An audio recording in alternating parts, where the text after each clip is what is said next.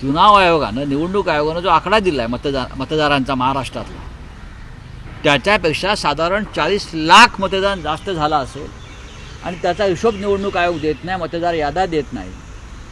हाच पॅटर्न दिल्लीत राबवला गेला. त्याच पद्धतीनं महाराष्ट्रात त्यांना यश मिळालं त्या पॅटर्नचं.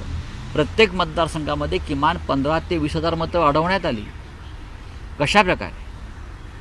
आता काल मला विचारण्यात आलं, मग ही 39 लाख मतं आली कुठून आणि जाणार कुठे?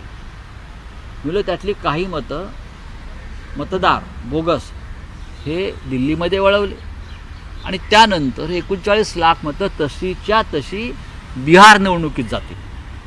फॉर्म्युला ठरलेला आहे. निवडणुका हा लोकशाहीतला फार्स ठरलेला आहे. केजरीवाल यांनी 10 वर्ष उत्तम काम केलं, पण नरेंद्र मोदी आणि अमित शहा हे राजकारण व्यक्तिगत पातळीवर घेतात, कारण ते व्यापारी आहेत. व्यापारी जसं आपल्या व्यक्तिगत पातळीवर फायदा आणि तोटा पाहतो त्या पद्धतीने ते पाहत असतात. दिल्लीमध्ये एक लहान राज्यात लेफ्टनंट गव्हर्नरच्या हातात संपूर्ण सत्ता असते आणि त्या माध्यमातून त्यांनी केजरीवाल सरकारला 10 वर्ष कामच करू दिलं नाही.